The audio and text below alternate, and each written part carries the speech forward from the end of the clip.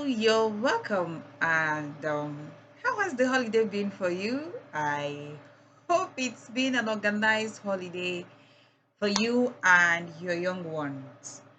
And even if it hasn't been, I know all of us are looking forward to school resumption so that our children will go back to school, or the ones that are starting school for the first time will get to school. And it's something I'm looking forward to myself, and it's something my own children are looking forward to. All right, you're welcome. I am Chioma Okoli, and I'm the founder of the Expedient Parent Academy, your LEA's parent coach. There is no other way where you get it as much as targeted for children who are for parents who have children within the ages of 0 to 6 and parents who are expectant. There is no way you get it as much as you do here. All right.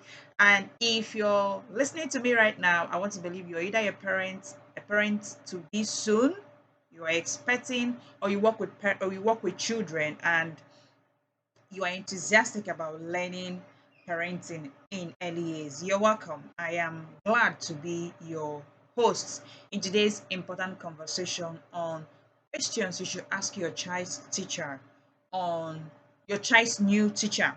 All right, it's a new academic session we are going into, and most children are going to have new school teachers who would take them on in the next 1 year of the academic session. And here is the thing: if you've always taken your children to school without making the proactive move to nurture a cordial relationship between you and your child's teacher, then you're making a big mistake. You have been making a big mistake, and I am glad you're listening to me right now, because we're going to look at five questions, five questions only, that you should ask your child school teachers on school resumption. All right. So why are we asking these questions? You will get to know. And what are these questions? You will get to know. Okay. And if you're yet to subscribe to this channel, go ahead and subscribe. This is what comes your way every week. Every Monday you're going to have a video talking about, every Monday and every Friday you're going to have a video showing you how your parenting journey in the first 6 years can be made simple, can be made, how you can make the most out of the first 6 years of your parenting journey. All right. I am a mother myself. I'm a mother of three children. My oldest is 5, and my youngest is only 10 months. It's been an amazing journey, and it's something I am happy to look forward to. It's an experience, a part of it, my life experience, that I am most grateful to God for, because it's giving me the opportunity, it's giving me the strength I never knew I had, it's giving me the resilience I never knew was there, and it's been um the push for me to be better, because I know that if I'm better, my children will be better also. All right. So if you're yet to subscribe to this channel, go ahead and hit the subscription button. This is where you want to be for your early years parenting. There is no other place you should be other than here. All right. So let's get going. Why should we ask these questions? Before we get into the questions proper, why should we ask questions? All right. Uh, Most people would think that once I've paid the fees, what's there again? The teacher should handle the rest. All right.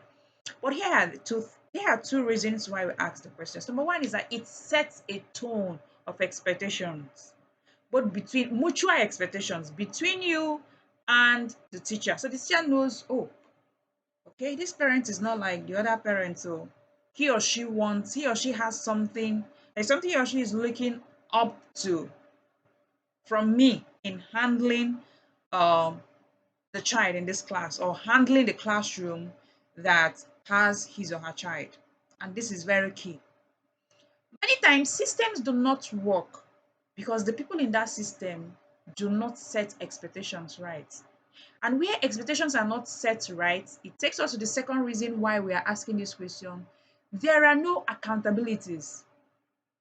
So the second reason why you ask the questions is to set the tone for mutual accountability. All right. So when we look at the questions, you see that there is a part where you should contribute something in making the class conducive for your child and other pupils in that classroom. And then there are the parts for the teachers. I mean, there are the parts, yes, for teachers, especially for those in nursery schools that have more than one teacher or maybe one teacher and then a caregiver and all of that. But it sets a tone for accountability. So the teachers know that, okay, this parent is going to hold me accountable for these that we discussed at so and so points.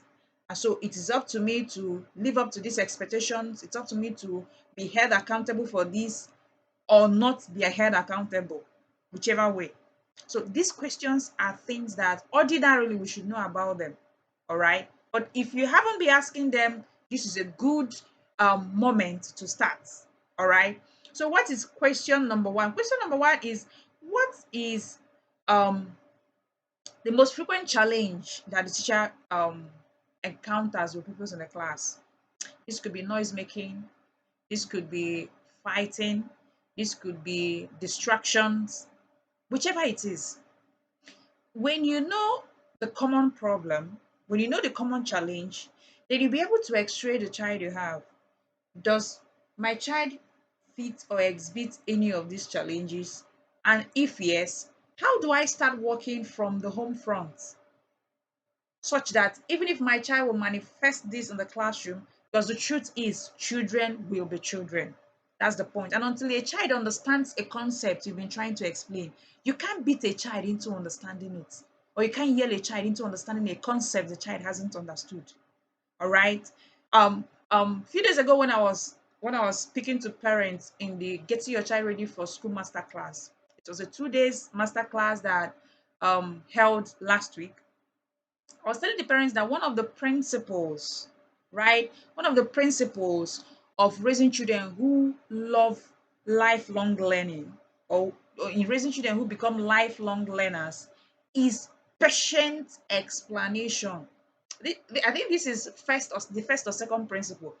Patient explanation. You must patiently explain to a child why something has to be. If not, you will always fight with the child because the child will not understand why he or she has to do that.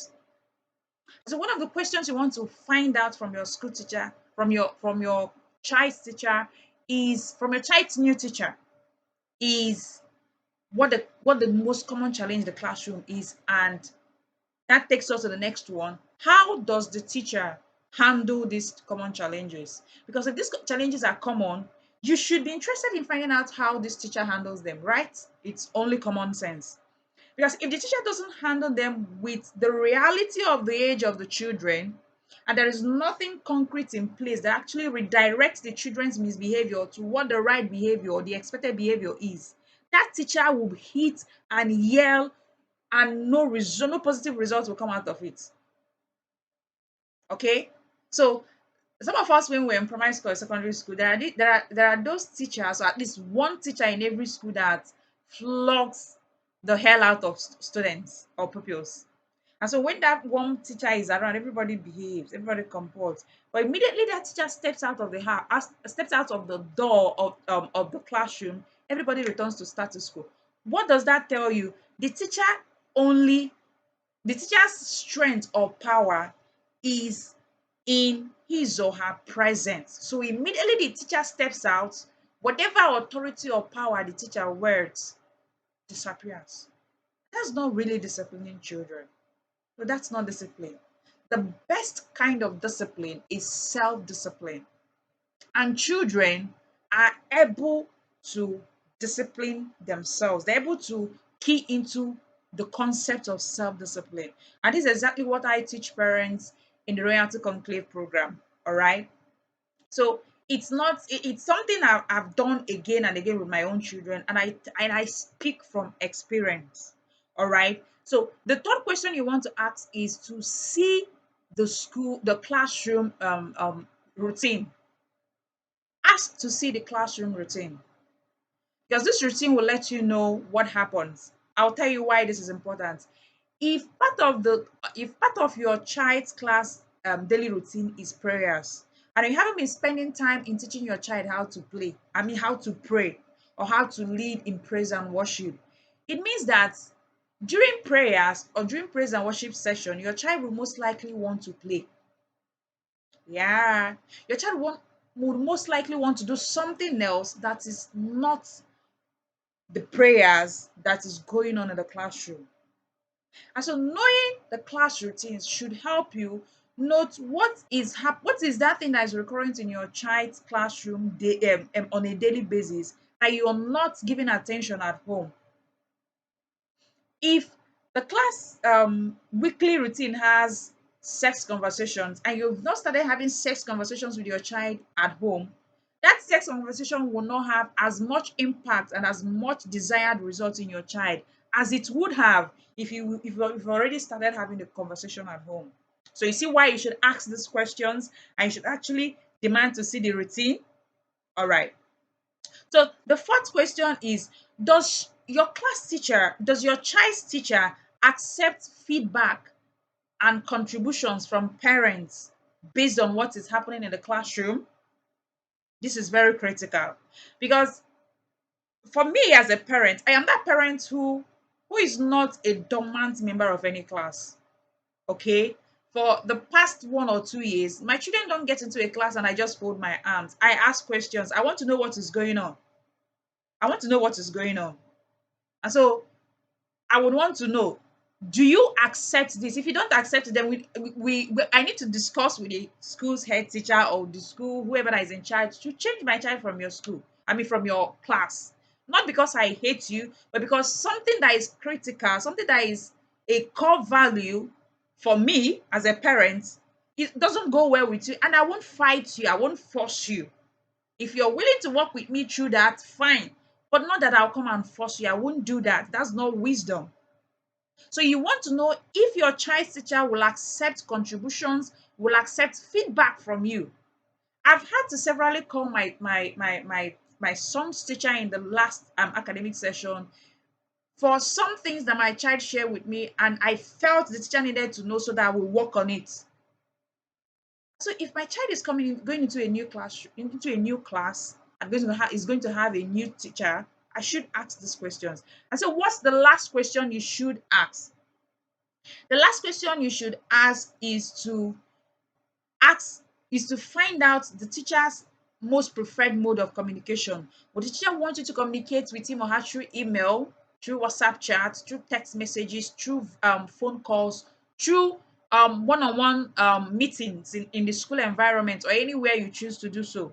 This is important because if a teacher doesn't pick calls and you keep calling, you're going to feel you're not going to feel happy about it. I've had a teacher who takes my son and she never picks her calls and she never returns the calls. And I know how I felt. I know what it was like. So you want to ask these questions up front. So that if the teacher is choosing any, the teacher knows that I am responsible to respond to this parent call, this parent chat, this parent's letter. If the person prefers you to write the letter, by all means write the letter. All right. So these are the 5 questions that you should ask your child's new teacher on school resumption. And this is very important. All of these questions are important, and it's good you spend time talking about it and how it's of importance both to you and your child's teacher. Like I also pointed out to parents who participated in the Getting Your Child Ready for School Masterclass, I said that the relationship between you as a parent and your child's school, so it should be that of a synergy. It should be you and the school raising your child together, and not you and your child versus the school. That's not what it should be. All right. So, if you've listened up to this moment, I want to believe that you're keen on raising children who stand out and who are outliers, right? And I am inviting you to the Royalty Conclave program, which is a community of parents within the ages of 0 to 6, where I walk them through how to lay the most solid foundations for their children in the first 6 years.